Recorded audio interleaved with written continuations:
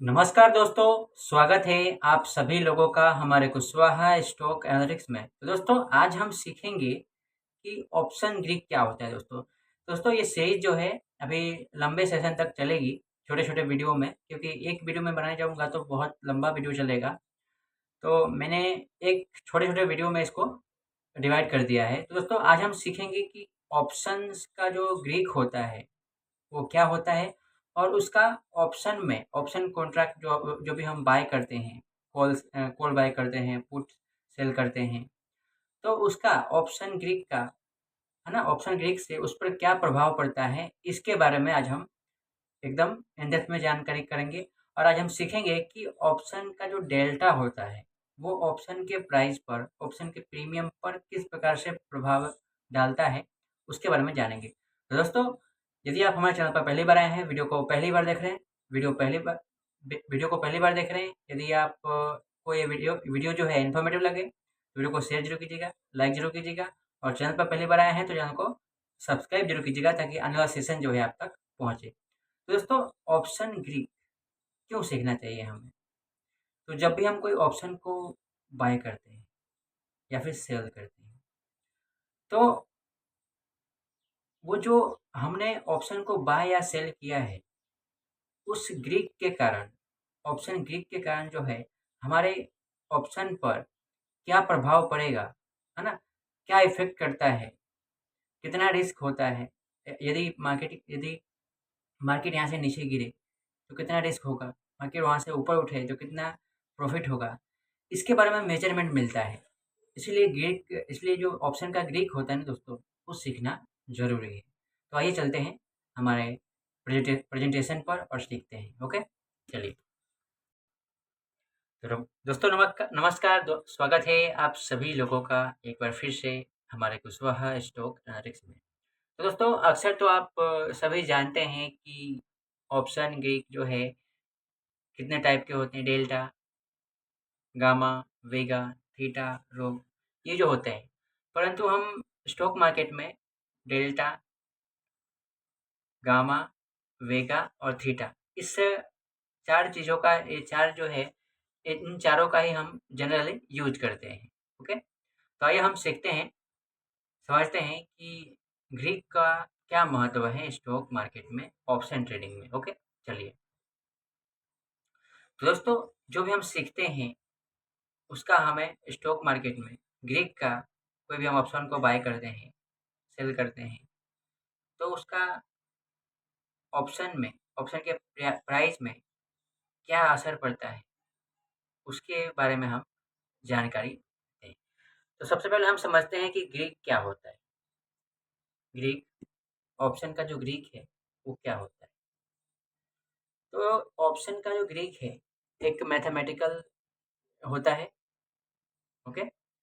तो ऑप्शन के ग्रीक से हमें क्या पता चलता है, रिस्क रिस्क सेंसिटिव, है ना, रिस्क सेंसिटिविटी पता चलता है। यानी कि हमें हमने कोई भी ऑप्शन को बाय किया या फिर सेल किया, तो हमें उसमें कौन-कौन से रिस्क सेंसिटिव होगा हमारे लिए, इसके बारे में पता चलता है। जैसे कि हमने ऑप्शन को बाय किया, तो उसमें हमें ध्यान क्या रखना है कि उसमें हम ज़्यादा समय तक मार्केट में रहेंगे, तो थीटा जो होता है, थीटा समझते हैं ना आप? नहीं समझते कोई बात नहीं, हम इसी सीरीज़ में, है ना, एकदम डिटेल में समझाएँगे। जो थीटा जो होता है, उसका जो है, जो प्रीमियम की वैल्यू कम कर देता है, राइट? उसी प्रकार जो कोई कॉल ऑप्शन को सेल किया होता है, तो उसके लिए अलग काम करता है, ओके? तो इस सब का हम इन डेप्थ में सीखेंगे। दूसरा है रिस्क मेजर्स। ऑप्शन ग्रीक का यूज़ करके हम अपने रिस्क को मेजर कर सकते हैं, ओके? तीसरा, हेज पैरामीटर्स। जैसे कि आपने कई बार नाम सुना होगा कि हेजिंग करते हैं। कई बार हम फ्यूचर्स को खरीदते हैं, तो हेजिंग पैरामीटर्स के लिए इसका यूज़ होता है, ओके? चलिए आगे चलते हैं। यहाँ पे देखिए, the Greeks are vital tool in risk management, ठीक है। Each Greek measures the sensitivity of the value of portfolio to the small change in given underlying parameter, ठीक है। एक स्मॉल चेंज है ना, एक अंडरलाइन, देखिए अंडरलाइन क्या होता है उसके बारे में समझते हैं। एक सिंपल सा एग्जांपल है, मान लीजिए कि आपने निफ्टी का कॉल खरीदा, निफ्टी का कॉल खरीदा, 20,500 का निफ्टी का कॉल खरीदा। तो ये जो कॉल होता है ना दोस्तों, कॉल, ये डेरिवेटिव इसे कहेंगे, क्या कहेंगे, डेरिवेटिव। और आपने किसका कॉल खरीदा, निफ्टी का, तो ये अंडरलाइन हुआ, निफ्टी क्या हुआ, अंडरलाइन। तो निफ्टी के कॉल की प्राइस कितना बढ़ेगा कितना घटेगा, ये डिपेंड करता है निफ्टी के प्राइस पर। ओके, तो मैं आशा करता हूँ कि आपने अंडरलाइन और डेरिवेटिव्स के बीच में अंतर आपने समझ लिया। ओके, देखिए और यहाँ पे वही लिखा हुआ है जो मैंने आपको बताया अभी। आगे चलते हैं। The most common of the Greeks are the first order derivatives delta, vega, theta and rho as well as gamma, second order derivatives of the value function। Okay, तो डेल्टा से हम ये जानेंगे कि अंडरलाइंग में निफ्टी के, दोस्तों मैं एग्जांपल दे रहा हूँ। ओके, जरूरी नहीं है कि आपको जाके निफ्टी में ही काम करना है, आपको जो पसंद आए उसमें करना है। तो देखिए डेल्टा से हमें क्या पता चलता है, डेल्टा से हमें क्या पता चलता है, तो डेल्टा से हमें ये पता चलता है कि अंडरलाइंग में, है ना, निफ्टी के 1 पॉइंट बढ़ने से ऑप्शन के प्रीमियम में कितना पॉइंट बढ़ेगा, है ना, इसके बारे में जानकारी हम ले सकते हैं डेल्टा की मदद से। ओके, अब देखिए डेल्टा जो होता है दोस्तों, कॉल ऑप्शन के लिए 0 से 1 क्या 1 होता है डेल्टा, और इसका मैक्सिमम, डेल्टा का मैक्सिमम वैल्यू जो होता है 1 होता है। और पुट ऑप्शन के लिए -1 से 0 होता है क्या, डेल्टा। ओके, अब यहाँ पर पुट ऑप्शन के लिए माइनस क्यों होता है, क्योंकि पुट ऑप्शन जो होता है यहाँ पर वॉल्यू वैल्यू को, है ना, प्राइस को क्या करता है, डिक्रीज करता है, माइनस में करता है, नीचे करता है, इसीलिए। तो हमने यहाँ पे देखा कि डेल्टा क्या होता है। तो अब देखिए एक सिंपल सा एग्जांपल समझते हैं कि हमने देखा कि डेल्टा क्या होता है, और डेल्टा का जो होता है ऑप्शन, जो डेल्टा का होता है मैक्सिमम वैल्यू क्या होता है, 1 होता है, 1 होगा या फिर 1 से नीचे होगा। तो एटीएम, मनीनेस ऑफ द ऑप्शन आपको पता होगा, मैं आशा करता हूँ, मैंने वीडियो बना रखा है, आप प्रीवियस वीडियो देखेंगे आपको पता चल जाएगा।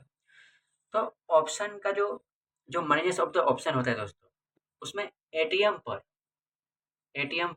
एटीएम का जो डेल्टा होता है 0.5 होता है, 0.5 होता है। ओके, ध्यान रखना है।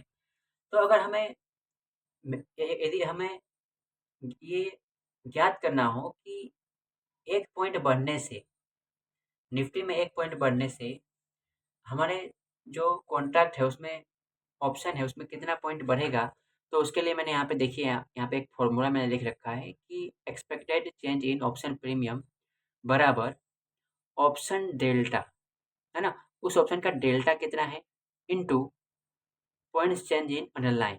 तो मान लीजिए कि ऑप्शन का डेल्टा क्या है, 0.5 है, गुने कितना चेंज हो रहा है अंडरलाइन में। तो एग्जांपल के तौर पर समझाऊँ मैं आपको, तो आपने 20,500 का आपने गोल्ड खरीदा। ओके, एट द मनी है, क्या है, एट द मनी है, 20,500 का गोल्ड खरीदा आपने, एग्जांपल के रूप में समझ रहा हूँ, एग्जांपल के रूप में मैं आपको बता रहा हूँ।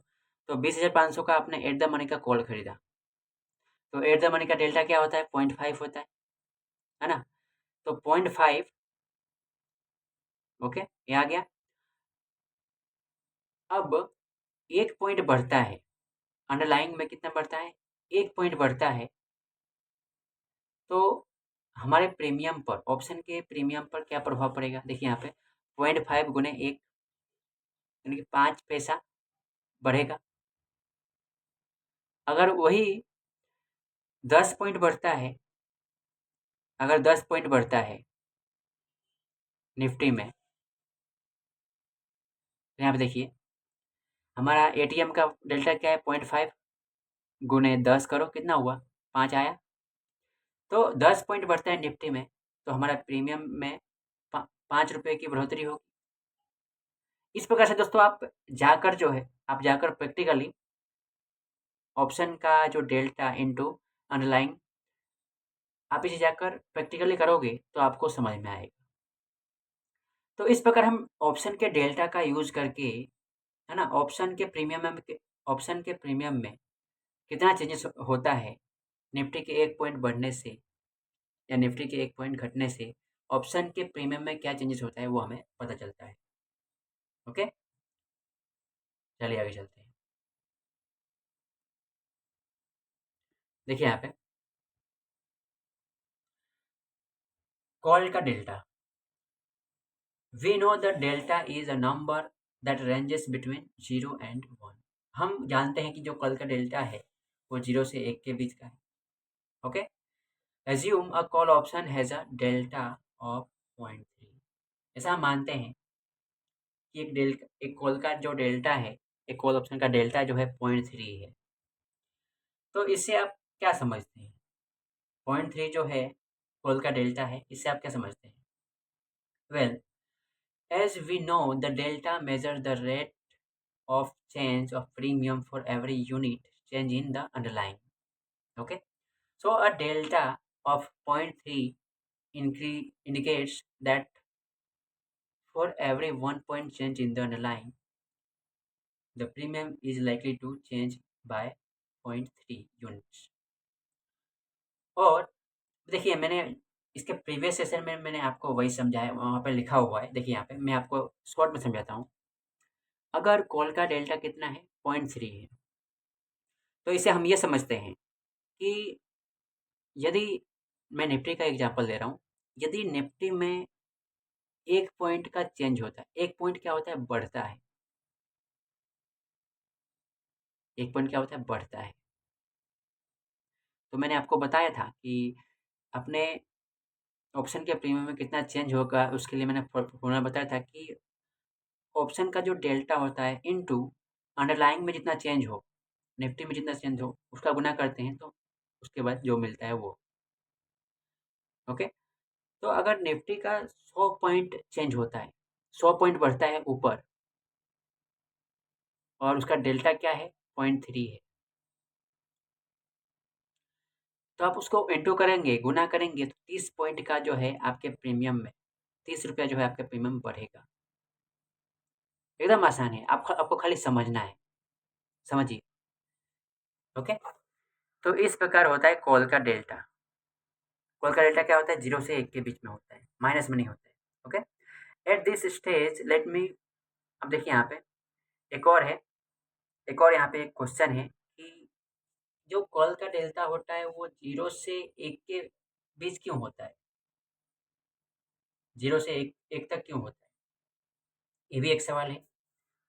ओके, तो the option is gaining more value than the underlying itself. जो ऑप्शन होता है वो अपने अंडरलाइंग के वैल्यू से जो है ज़्यादा वैल्यू जो है गेन करता है। Remember, the option is derivatives contract. Okay, अब ऑप्शन डेरिवेटिव कॉन्ट्रैक्ट है, तो ऑप्शन में कितना प्राइस का चेंज होगा, कितना प्राइस घटेगा, ये आधार किसके ऊपर है? अंडरलाइन के ऊपर है। Hence it can never move faster than the underline. इसका मतलब ये हुआ कि अंडरलाइंग से ज़्यादा जो है, अंडरलाइंग से ज़्यादा फास्टर जो है चेंज नहीं हो सकता डेरिवेटिव्स में।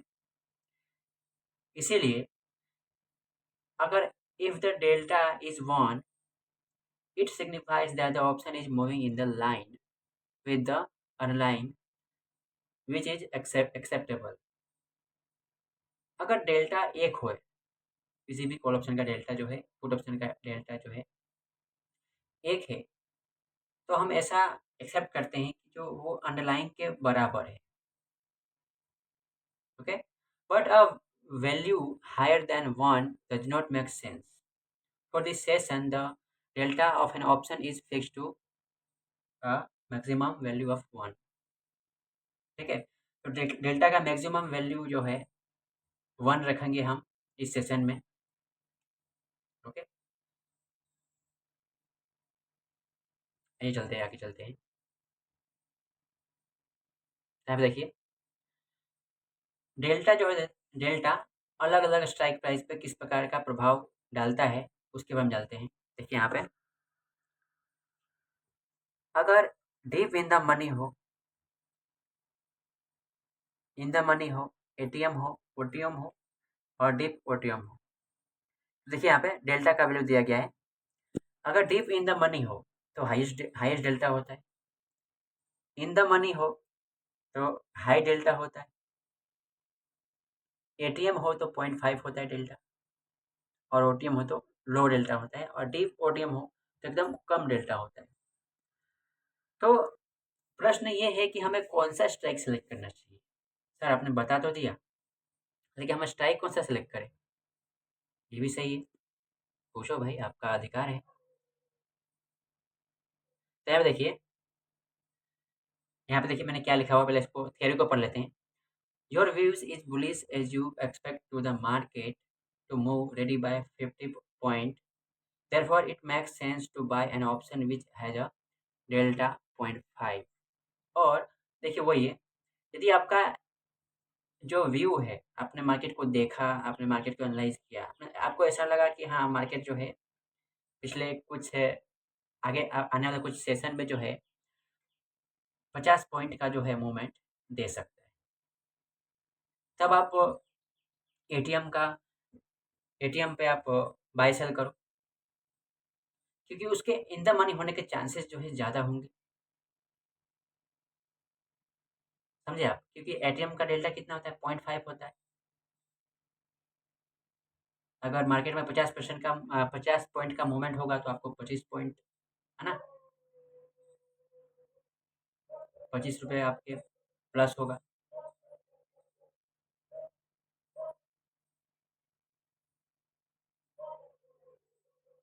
अगर यहाँ पे देखिए एक और प्रश्न है यहाँ पे, what will be the result if you buy a OTM option जिसका डेल्टा जो है 0.15 है। देखिए समझने वाली बात है यहाँ पे, एक ऑप्शन आप बाय करते हो जहाँ पे इसका डेल्टा जो है 0.15 है, तो यहाँ पे क्या होगा,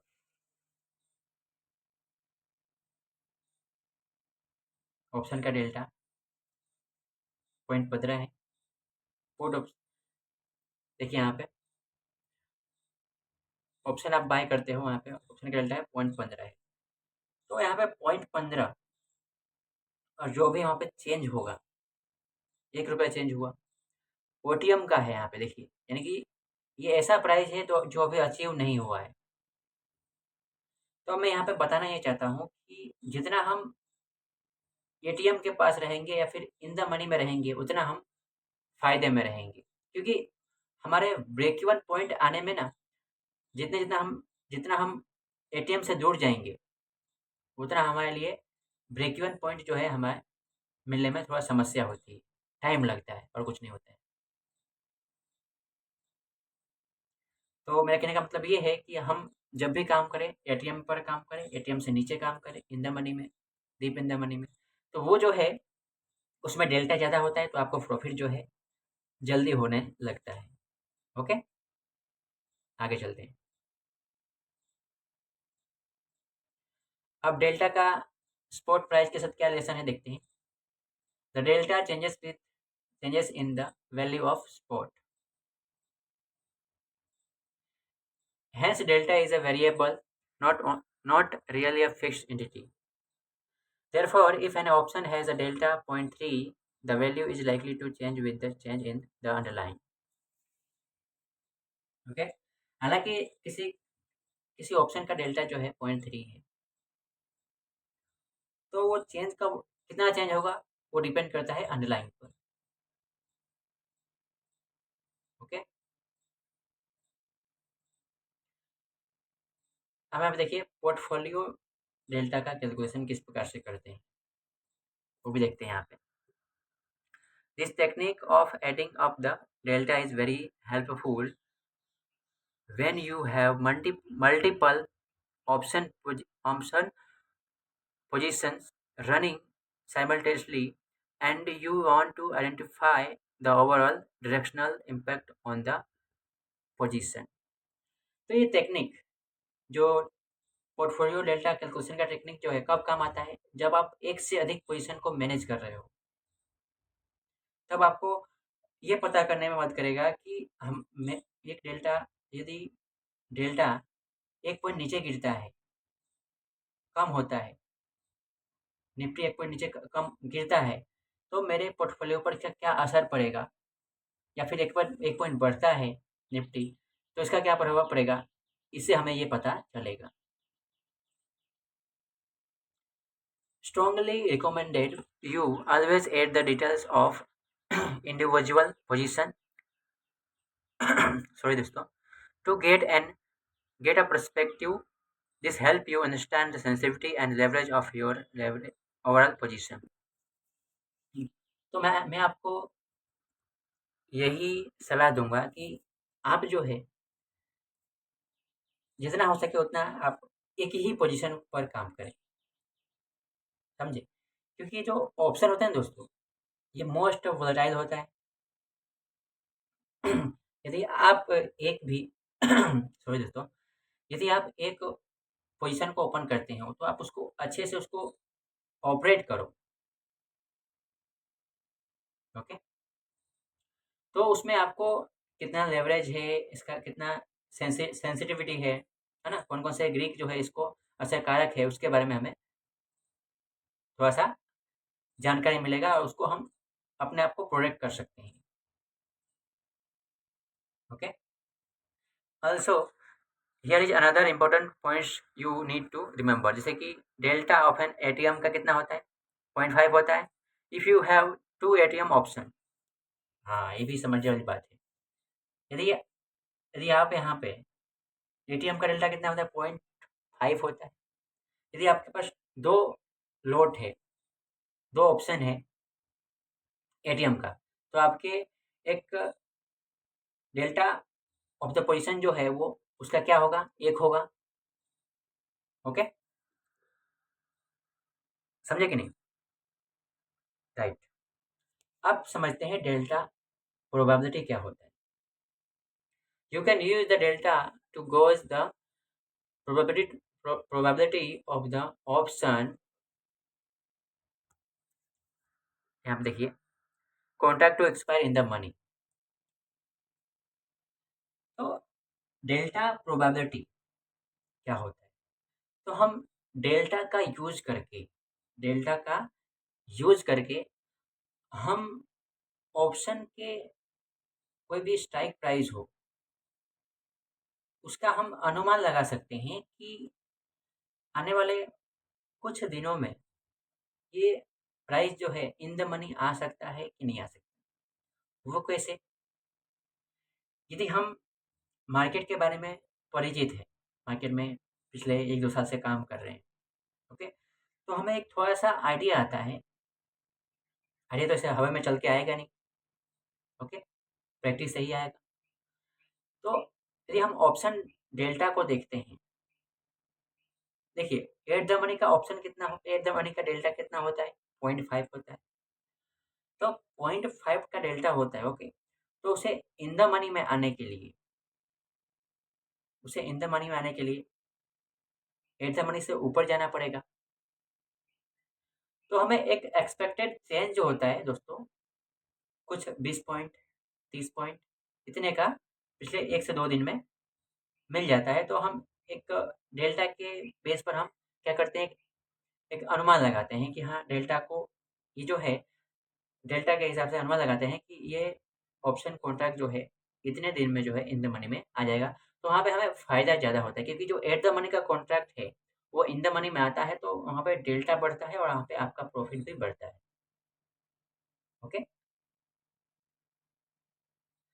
तो दोस्तों ये था हमारा आज का सेशन ऑप्शन ग्रीक के ऊपर, और ये सेशन जो है अभी कंटिन्यू रहेगा। हम सीखेंगे ऑप्शन ग्रीक क्या होता है। आज तो हमने सीखा कि ऑप्शन ग्रीक का जो डेल्टा होता है, वो क्या होता है, और यहाँ पे कॉल ऑप्शन के लिए डेल्टा क्या होता है, प्लस में होता है ना? 1 से 0, और पुट ऑप्शन के लिए डेल्टा होता है माइनस में होता है, -1 से 0। ओके, क्यों होता है मैंने आपको बताया। और डेल्टा का यूज़ करके हम अपने ऑप्शन प्रीमियम में है ना, ऑप्शन प्रीमियम में कितना चेंजेस आ रहा है, और डेल्टा का यूज़ करके हमने देखा कि अगर निफ्टी में 10 पॉइंट बढ़ता है, अगर निफ्टी में 10 पॉइंट बढ़ता है तो हमारे ऑप्शन के प्रीमियम में क्या चेंजेस आएगा, वो भी हमने देखा। ओके, तो दोस्तों इसको जाकर ना आपको ऑप्शन चेन पर जाकर खुद जो है प्रैक्टिस करना है। ओके, तो दोस्तों आज के लिए इतना ही, मिलते हैं एक अगले सेशन में, तब तक के लिए जय हिंद।